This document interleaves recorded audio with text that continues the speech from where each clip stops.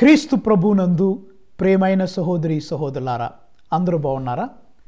ఈనాటి సువిశేషంలో ప్రియులారా, ప్రభు చెప్పిన మాటలు మనకి కర్ణ కఠోరంగా ఉంటాయి, చాలా బాధాకరంగా ఉంటాయి, మనందరినీ చాలా డిస్కరేజ్మెంట్కి లోను చేస్తూ ఉంటాయి. ఇంతకీ ప్రభు ఏమంటున్నారు ఈనాటి సువిశేషంలో? లూకా శుభవార్త 12వ అధ్యాయము 49వ వచనం నుండి 53వ వచనం వరకు మన వాక్యాన్ని ధ్యానం చేస్తే ప్రభు చెప్పే మొట్టమొదటి మాట, నేను భూమి మీద నిప్పు అంటించుటకు వచ్చి ఉన్నాను. ఈ మాట ఏంటంటే మరి ఒకలాంటి భయము, ఆందోళన మనలో వస్తూ ఉంటుంది. ప్రభు చెప్తున్నారు, నేను భూమి మీద నిప్పు అంటించుటకు వచ్చి ఉన్నాను. అసలు ప్రభు చెప్పే మాటలో ఫర్ ఎగ్జాంపుల్ అష్టభాగ్యాల్లో చూడండి, లేకపోతే ఇంగ్లీష్లో ఏమంటారు, సువిశేషాన్ని గుడ్ న్యూస్ అంటారు. అంటే ఇది ఒక మంచి శుభవార్తలాగా ఉండాలి వాక్యం.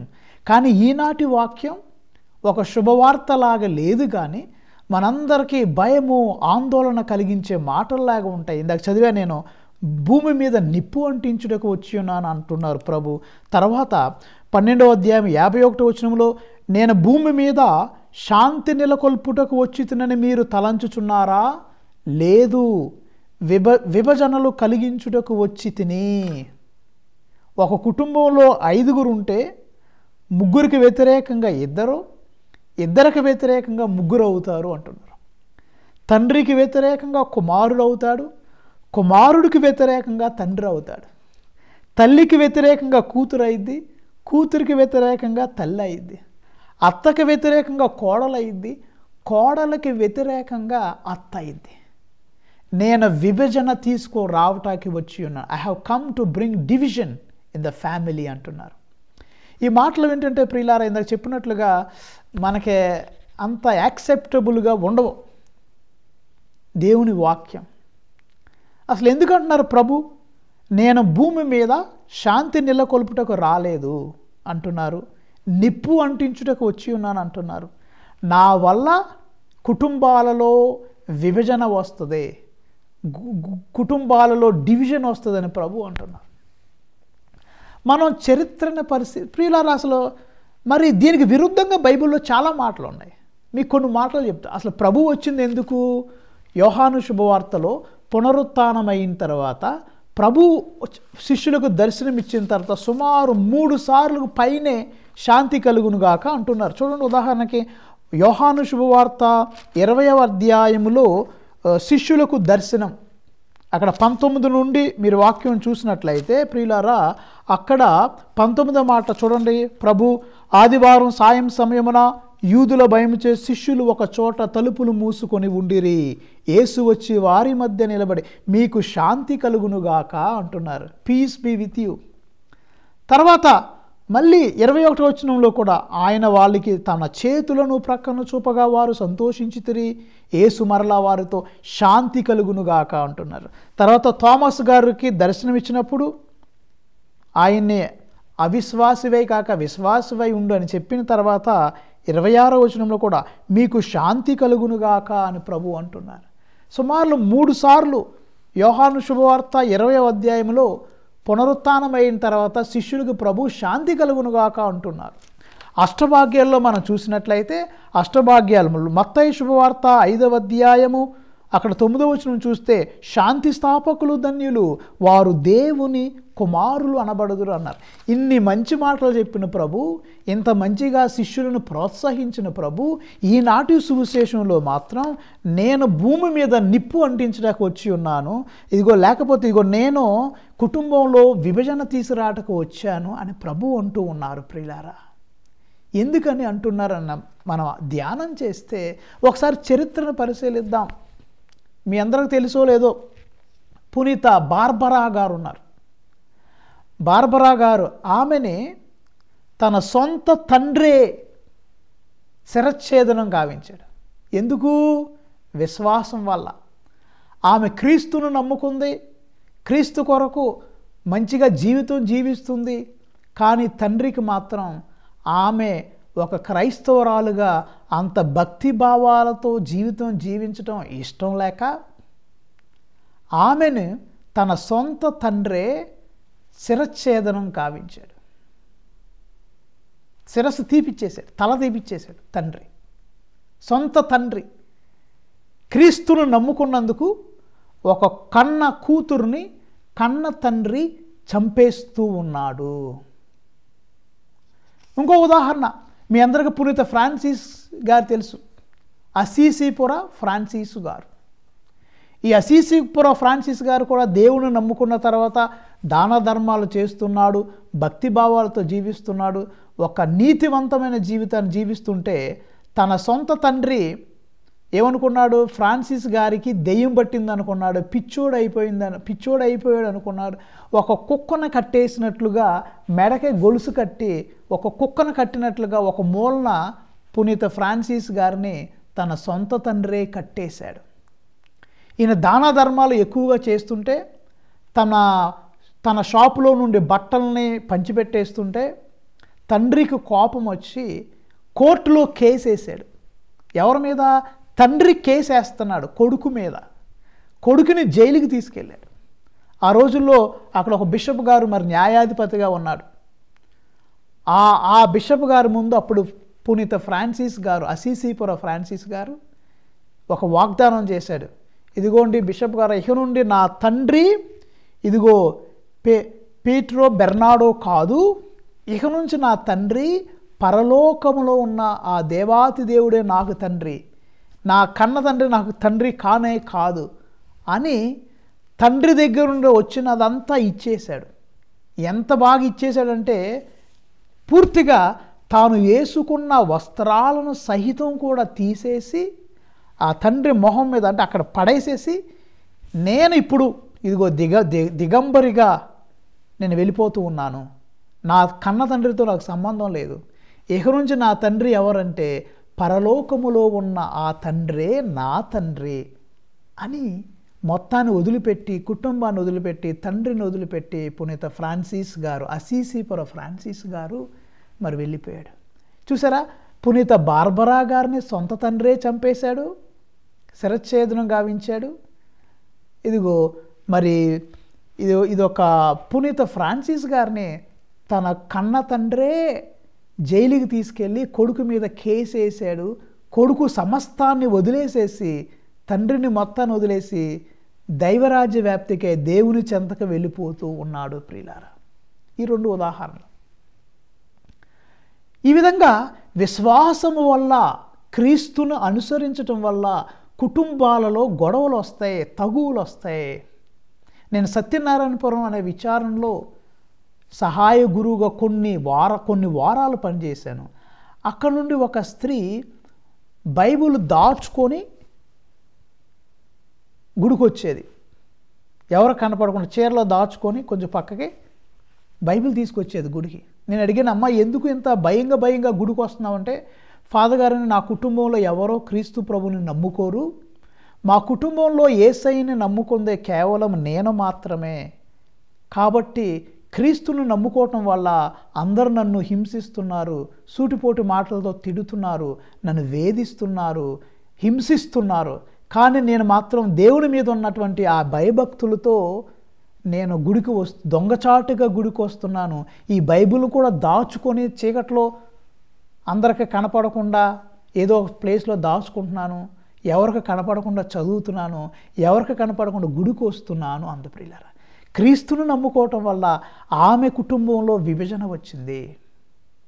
ఇక్కడ ఫారెన్లో కూడా మనం చూస్తూ ఉంటే, ఇక్కడ నేను జర్మనీలో పనిచేస్తున్నాను, ఇక్కడ కూడా చూస్తున్నాను కొన్ని కుటుంబాల్లో తల్లిదండ్రులు బిడ్డల్ని చాలా విశ్వాసంగా పెంచారు, కానీ ఆ బిడ్డలు పెళ్లి చేసుకొని వాళ్ళకి పిల్లలు పుట్టిన తర్వాత వాళ్ళకి జ్ఞానస్నానం ఇవ్వటానికి ఆ బిడ్డలకు ఇష్టం లేదు.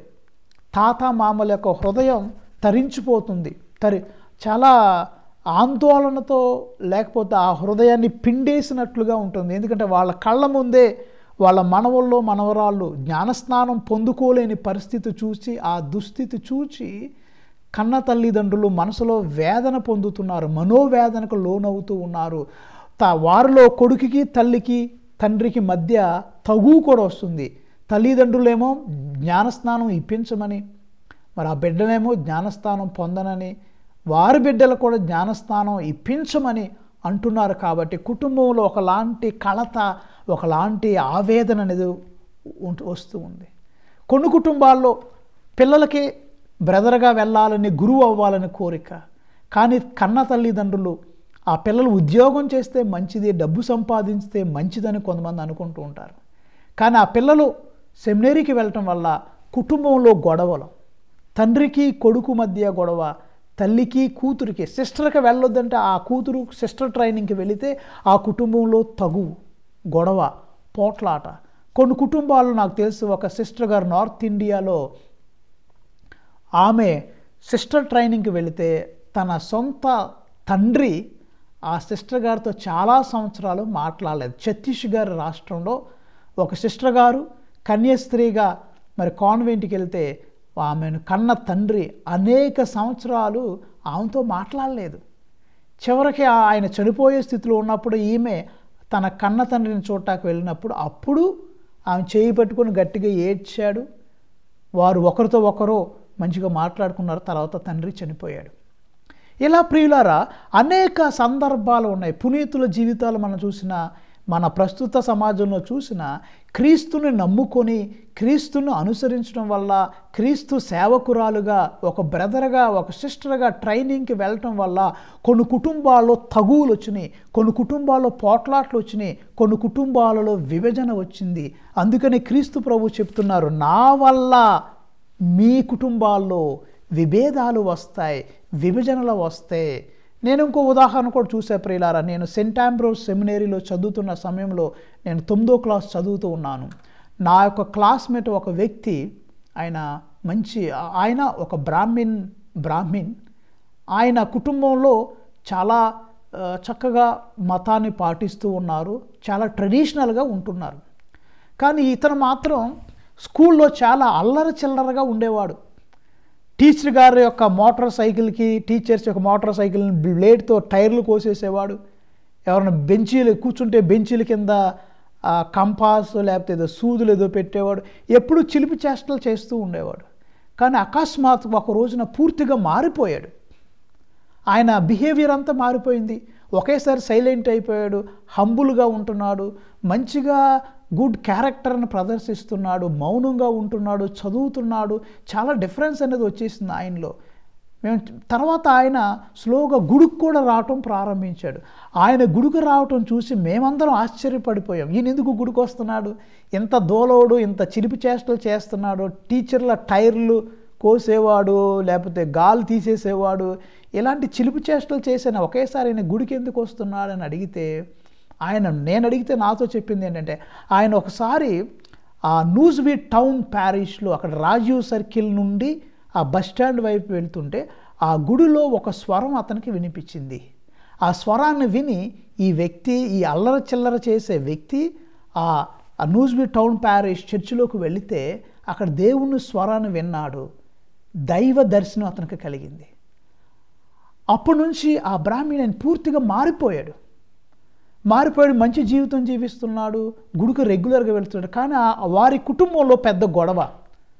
మరి న్యాచురల్లీ తల్లిదండ్రులు వేరే మతంలో ఉన్నారు కాబట్టి వారి బిడ్డలు కూడా ఆ మతంలో ఉండాలి అని కోరుకోవడంలో తప్పు లేదు.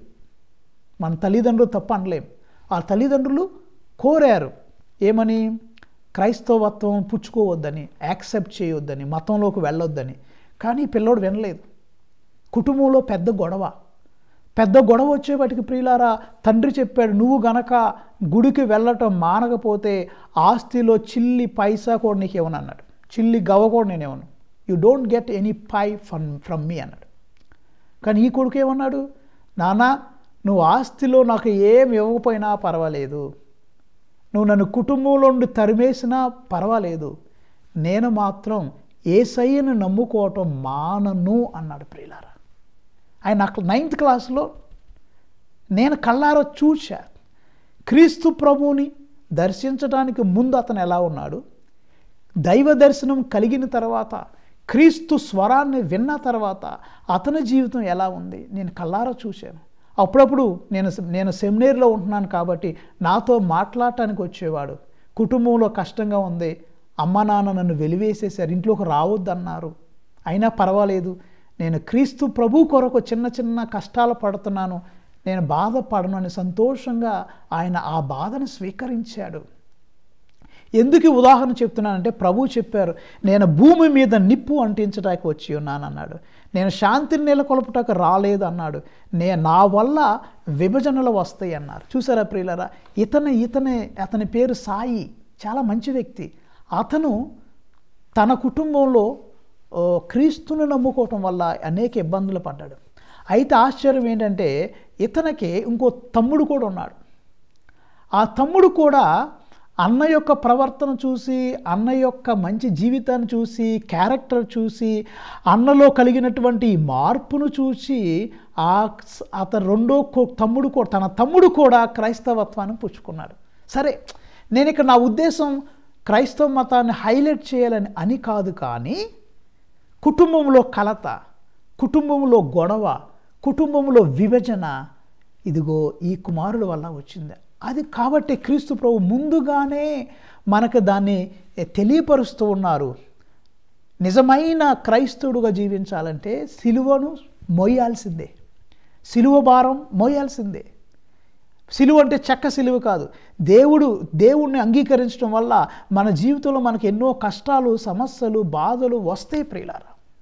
ఉదాహరణ చూడండి, ఈనాటి మొదటి పట్టణం ఇర్మియా గ్రంథం 38వ అధ్యాయంలో ప్రవక్త అయిన ఇర్మియా దైవ సందేశాన్ని బోధించినందుకు గాను, దేవుని యొక్క వాక్కును ప్రకటించినందుకు గాను అతనికి వచ్చిన ఫలితం ఏంటండి? ఇర్మియా ప్రవక్తను తీసుకెళ్ళి ఒక బావిలో పడదోశారు. బావిలో తోసేశారు. ఒక చెక్క దానిలో ఒక చిన్న చెక్క పెట్టి లాంటిది చేసి దాంట్లో ఇర్మియాని పెట్టి ఆ లోతైన బావిలోకి దింపారు. అతనికి తిండి తిప్పలు ఏం లేవేక, తాగడానికి నీళ్ళు కూడా లేవు, చచ్చిపోయే పరిస్థితి. లోతైన ఒక గుంట, ఒక బావి లాంటి దాంట్లో దింపేశారు. ఇర్మియా చాలా బాధపడ్డాడు, కుమిలిపోయాడు. దేవా, నేను నిన్ను నమ్ముకున్నాను, నీ వాక్యాన్ని బోధిస్తున్నాను, నా జీవితంలో ప్రభువా ఇన్ని కష్టాలు, ఇన్ని బాధలు. అక్కడ ఏమన్నారు అధికారులు? చూడండి, ఇర్మియా గ్రంథము 38వ అధ్యాయం 4వ వచనం చూస్తే, ఆ అధికారులు ఈ మాటలు విని రాజు చెంతకు పోయి ఇతనికి అనగా ఇర్మియాకి మరణశిక్ష విధింపవలెను. ఇతడిట్టి మాటల ద్వారా నగరములో మిగిలి ఉన్న సైనికులను, ప్రజలను నిరుత్సాహపరుస్తున్నాడు. ఇతడు ప్రజల క్షేమమునుగాక ప్రజల నాశనమును కోరుచున్నాడు అని అనేక బ్లేమ్స్, నిందలు ఇర్మియా మీద వేసి దైవజనుడైన ఇర్మియాని బావిలో పడదోసేశారు. ఏమంటే ఇర్మియాకే అంత కష్టం వస్తే మీ పని నా పని మన ఎంత? ఆఫ్టర్ ఆల్ మన జీవితాల్లో కూడా క్రీస్తును నమ్ముకున్నందుకు కష్టాలు, బాధలు, శోధనలు, వేదనలు తప్పకుండా వస్తాయి. వాటిని భరించడానికి మనం సిద్ధంగా ఉండాలి ప్రియులారా, ఇర్మియా వలె. కానీ ఇక్కడ వాక్యంలో గొప్పతనం ఏంటంటే ఇర్మియాని ఆ యొక్క లోతైన గుంటలో, లోయలో, బావిలో పడదోసినందుకు గాను నగరంలో కరువు వచ్చింది. దైవజనుణ్ణి మనం ఎప్పుడైనా అపహసించినా, దూషించినా ప్రియులారా ఫలితం ఎలాగే ఉంటుంది? అక్కడ ఏమైపోయిందంట, ఆ నగరంలో ఆహారమంతా అయిపోయింది. చూసారా దేవుడు ఆ నగరాన్ని ఎలా శిక్షించారో. అప్పుడు కొంతమంది వెళ్ళి రాజుతో, అయ్యా మీరు ఇర్మియాని శిక్షించారు, ఇర్మియాని లోతైన బావిలో పడేశారు, ఆ దైవజనుణ్ణి హింసించినందుకు గాను మనకు నగరంలో ఆహారమే అయిపోయింది అనగానే వెంటనే రాజు కొంతమంది వ్యక్తులను పంపించి ఇర్మియాని బావిలో నుండి బయటికి లాగుతున్నారు. ప్రైజ్ ద లార్డ్, హల్లెలూయా. అంటే ఇక్కడ మనకి వాక్యం ఏం చెప్తుంది? నువ్వు కష్టంలో ఉన్నప్పుడు, నువ్వు బాధలో ఉన్నప్పుడు దేవుడు కళ్ళు మూసుకోడు, లేకపోతే చెవులు మూసుకోడు, లేకపోతే గుడ్డివాడిలాగా చెవిటివాడిలాగా ఉండడు. God will come in to action. దేవుడు అక్కడికి వస్తాడు, దేవుడు న్యాయ తీర్పు విధిస్తాడు, నిన్ను రక్షిస్తాడు, నిన్ను కాపాడుతాడు. ప్రియులారా, నీ దేవుడు నిన్ను ఒంటరిగా వదిలిపెట్టడు. అందరూ వదిలిపెట్టినా ఆయన నిన్ను వదిలిపెట్టడు. మనకు ఒక మంచి పాట ఉంది, ఎవరు నన్ను వదిలిపెట్టినను ఆ యేసు నన్ను వదిలిపెట్టరు. ఎవరు నన్ను వదిలిపెట్టినను ఆ యేసు నన్ను వదిలిపెట్టరు.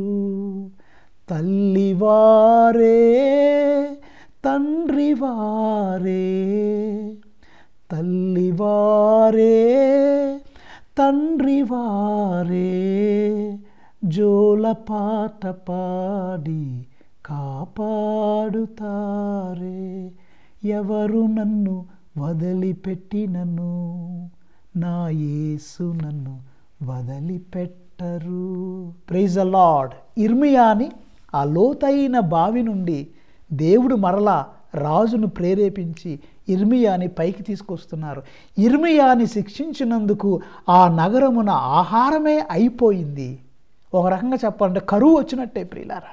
మీకు వాక్యంలో చదువుతా, ఇర్మియా గ్రంథము 38వ అధ్యాయము 10వ వచనం చూస్తే, రాజు అతనితో, నీ విచ్చట నుండి 3 మనుషులను తీసుకొని పోయి ఇర్మియా చనిపోకముందే అతనిని బావి నుండి వెలుపలకు లాగుము అని చెప్పాను. Praise the Lord. ఇర్మియా చూసారా ప్రియులారా, ఎంత దేవుని రక్షణ పొందుకున్నాడు. సరే, కష్టాలు పడ్డాడు, బాధపడ్డాడు, ఆ లోతైన బావిలో నిద్రాహారాలు లేక చాలా శ్రమించాడు, టెన్షన్కి లోనయ్యాడు. కానీ దేవుడు ఆ స్థితిలో అతన్ని వదిలిపెట్టలేదు, అతన్ని లేవనెత్తాడు ప్రియులారా. ఈనాటి 2వ పట్టణం హెబ్రీలకు రాయబడిన లేఖ 12వ అధ్యాయం అందుకే మనం చెప్తుంది, మన జీవితం ప్రియులారా ఒక పరుగు పందెము లాంటిది. ఈ పరుగు పందెములో మనం స్థిరముగా ధైర్యముగా నిలబడాలి అనే వాక్యం మనల్ని ప్రోత్సహిస్తుంది, హెచ్చరిస్తుంది. చూడండి, 12వ హెబ్రీలకు రాయబడిన లేక 12వ అధ్యాయంలో, ఈ మహాసాక్షి సమూహము మేఘము వలె ఆవరించి ఉన్నందున మనము సమస్త భారమును మనలను పెనవేసుకొని ఉన్న పాపమును వదుల్చుకొని మన ఎదుట ఉన్న పరుగు పందెమున నిశ్చయముగా పరుగిడుదము. Praise the lord. పెన్నతో అండర్లైన్ చేసుకున్న మాట, నిశ్చయముతో పరుగిడుదము. దేంట్లో? పరుగు పందెము. ఈ జీవితం ఒక రన్నింగ్ రేస్ లాంటిది, పరుగుల పందెం లాంటిది ఈ యొక్క జీవితం. ఈ జీవితం మనం ఏం వదులుకోవాలి? మన భారాలను పక్కన పెట్టేయాలి, మన పాపాలను వదులుకోవాలి. అంతర్ని వదిలేసి పరుగు పందెంలో ఎలా ఉరకాలి? నిశ్చయముగా ఉరకాలి, పరిగెత్తాలి. ఇంకా నాకు ఈ హెబ్రీకు రాసిన లేఖలో గొప్ప ఇంపార్టెంట్ వాక్యం ఏమైనా ఉందంటే ఇది 2వ వచనం, 12:2. హెబ్రీలకు రాసిన లేఖ 12వ అధ్యాయం 2వ వచనంలో, మన దృష్టిని యేసుపై మోపుదము అంటారు. ఆ మాట అండర్లైన్ చేసుకోండి. One of the best versus for me in the letter to the Hebrews is, let us fix our eyes on Jesus Christ. మన దృష్టి, మన ఏకాగ్రత ఎవరి మీద ఉండాలి? యేసయ్య మీద ఉండాలి. నేను చదువుతా మీకోసం. మన విశ్వాసమునకు కారకుడును పరిపూర్ణత వసగువాడైన ఆ యేసుపై మన దృష్టి నిలుపుదము. Praise the lord. హల్లెలూయా. మన దృష్టి, మన చూపు ఎవరి మీద ఉండాలి అంటే యేసయ్య మీద ఉండాలి. ఎందుకు? మన విశ్వాసానికి కారకుడు ఆయనే, మనకు పరిపూర్ణత ఇచ్చేవాడు కూడా యేసయ్యే. కాబట్టి మన దృష్టిని ఆయన వైపు ఉంచాలి. తర్వాత ప్రియులారా, ఆయన తన ఎదుట ఉంచబడిన ఆనందము కొరకై అవమానాలు లక్ష్య పెట్టలేదు, సిలువను మోసుకొని దేవుని సింహాసనమునకు కుడి ప్రక్కన కూర్చుని ఉన్నాడు. Praise the Lord. మన దృష్టి యేసయ్య మీద పెట్టాలన్నా. ఎందుకు? యేసయ్య మనకు ఒక ఎగ్జాంపుల్, యేసయ్య మన హీరో, యేసయ్య మనకు ఒక మోడల్.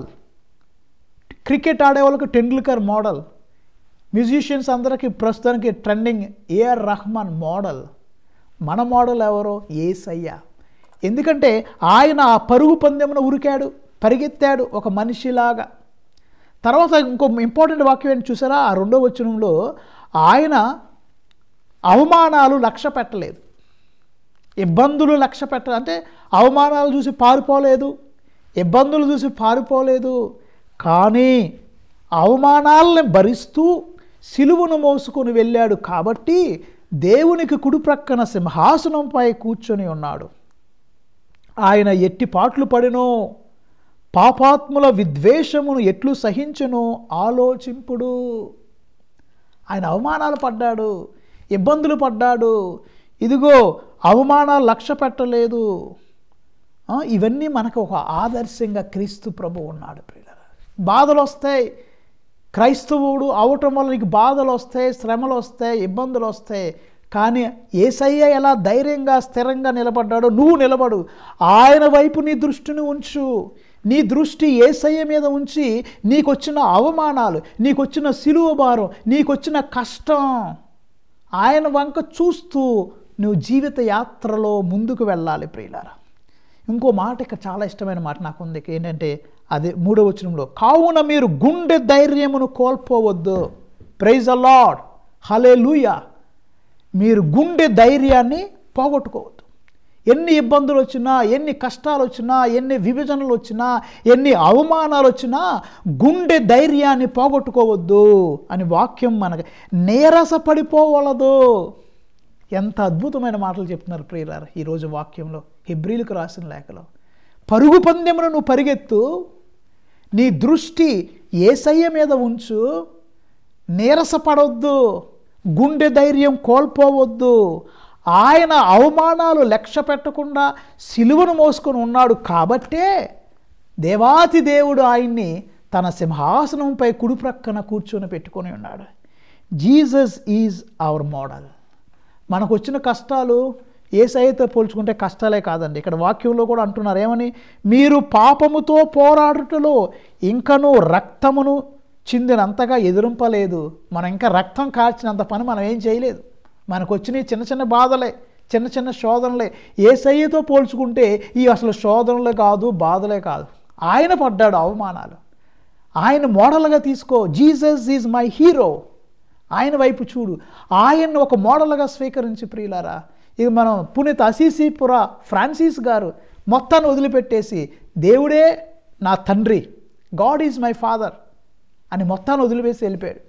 పునీత బార్బరా గారు కన్న తండ్రి ఆమెను చంపేస్తాకి సిద్ధపడినా విశ్వాసాన్ని వదలలేదండి. విశ్వాసాన్ని వదలలేదు. కన్న తండ్రి చూసారా, కన్న తండ్రి చంపడానికి వస్తాడా? మామూలుగా రాడు. కానీ జరిగింది. కొన్నిసార్లు ప్రెస్టేజ్ వల్ల వేరే వాళ్ళు మతంలోకి వెళ్తే ఇంటోళ్ళు తట్టుకోలేక వాళ్ళని చంపటాకైనా సిద్ధపడుతున్నారు. ఎందుకంటే కుటుంబ గౌరవాన్ని వాళ్ళు చూసుకుంటున్నారు. కానీ కూతురు యొక్క విశ్వాసం, కొడుకు యొక్క విశ్వాసాన్ని ఈరోజు చాలామంది పట్టించుకోవట్లేదు. కాబట్టి ప్రియమైన దేవుని బిడ్డలారా, ఈనాటి సువిశేషం మనందరికీ ఒక ఛాలెంజ్ని ఇసురుతుంది, ఒక సవాల్. నువ్వు దేవుని విశ్వసించే బిడ్డవైతే be prepared to face challenges. కష్టాలు పడటానికి సిద్ధపడి ఉండు, కష్టాలు భరించడానికి ధైర్యంగా ఉండు. కానీ ఒక గుడ్ న్యూస్ ఏంటంటే, ఆ ఇర్మియాని లోతైన బావి నుండి దేవుడు ఎలా తీసుకొని వచ్చాడో నిన్ను నన్ను నీ బాధల నుండి, నా బాధల నుండి కూడా ఆ యేసయ్య బయటికి తీసుకొని రాగలడు అని మనం నమ్మాలి, విశ్వసించాలి. యేసయ్య వచ్చింది భూమి మీద నిప్పు పెట్టడానికి. ఒక మంటను ఆయన వెలిగిస్తూ ఉన్నాడు. ఆ మంట ఏంటి? ఆయన ప్రేమతో కూడిన మంట. నువ్వు ఆ మంటలో మండాలి. వేరే వారిని కూడా నువ్వు ఈ ప్రేమతో కాల్చాలి. షూట్ చేయటం కాదు, యేసయ్య ప్రేమతో నువ్వు వేరే వారిని దహించాలి. వారికి కూడా ఈ ప్రేమను అంటించాలి. ఈ మంట ఫైర్ ఈ మంట, ఈ అగ్నిని వేరే వారికి కూడా నువ్వు అంటించాలి నీ మంచి జీవితం ద్వారా. కాబట్టి మన విశ్వాసానికి కారకుడు, పరిపూర్ణత వసగువాడైన ఆ యేసయ్యపై మీ దృష్టిని నిలపండి ప్రియులారా. ఇర్మియాను ఆదర్శంగా తీసుకోండి. ఎన్ని ఇబ్బందులు పడినా, ఎన్ని అవమానాలు పడినా దేవుడి మీద భారం వేశాడు. కానీ ఇర్మియా ఆ బాధ నుండి పారిపోలేదు. కొన్నిసార్లు దేవుడితో అంటున్నాడు, దేవా నువ్వు నాకంటే బలవంతుడు అయి ఉండి నా జీవితాన్ని పాడు చేసేవని కొన్నిసార్లు ఇర్మియా తన ఈ బాధని, తన దుఃఖాన్ని దేవుడి ఎదుట చెబుతూ ఉన్నాడు.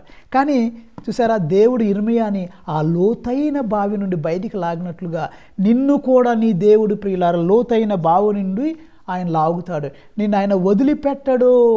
నిన్ను ఒంటరిదానిగా ఆయన చేయడు, ఒంటరివాడిగా చేయడు. ఆయన నీ జీవితంలో పాలు పంచుకుంటాడు. ఆయన నీతో నడుస్తాడు, నిన్ను నడిపిస్తాడు నీ దేవుడు. కాబట్టి ఆయన నమ్ము, ఆయన విశ్వసించు. ప్రార్థించుదాం. కృపగల దేవా, దయగల తండ్రి, నీ బంగారు పాదములకు వందనాలు, స్తోత్రాలు ప్రభువా. భూమి మీద నిప్పు అంటించడానికి నీవు వచ్చి ఉన్నావు అంటున్నావు తండ్రి. ప్రభువా, నిన్ను విశ్వసించడం వల్ల కుటుంబంలో విభజన వస్తుందంటున్నావు. కొంతమంది ఫ్రెండ్స్ మమ్మల్ని అసహించుకోవచ్చు, కుటుంబ సభ్యులు మమ్మల్ని తిరస్కరించవచ్చు. ప్రియులారా, అసీసీపురం ఫ్రాన్సిస్ గారు ఎన్నో కష్టాలు పడ్డారు. వస్త్రాలను సైతం వదిలేసి తండ్రికి ఇచ్చేసి, నాకు ఆస్తి వద్దు, డబ్బు వద్దు, నా దేవుడు నాకు కావాలనే సమస్తాన్ని వదిలిపెట్టాడు. బార్బరా గారు, పునీత బార్బరా గారు, అమ్మ తన కన్న తండ్రే ఆ బిడ్డను చంపుతుంటే దేవుడి వంక చూసింది, నీ వంక చూసింది, కానీ భయపడలేదు. ప్రభువా, నిన్ను అనుసరించడంలో ఎన్ని కష్టాలు వచ్చినా, ఇబ్బందులు వచ్చినా ధైర్యంగా ఈ పరుగు పందాన్ని జయించడానికి కావలసిన శక్తిని, బలాన్ని మాకు దయచేయమని ఈ మనవులన్నిటి మా ప్రభు అయిన క్రీస్తు ద్వారా వేడుకొంచున్నాము తండ్రి. Amen. Thank you for listening. మీలో ఎవరైనా నా ఛానల్ను సబ్స్క్రైబ్ చేయనటువంటి వారు ఉన్నట్లయితే అవకాశం ఉంటే సబ్స్క్రైబ్ చేయండి. God bless you all. Amen.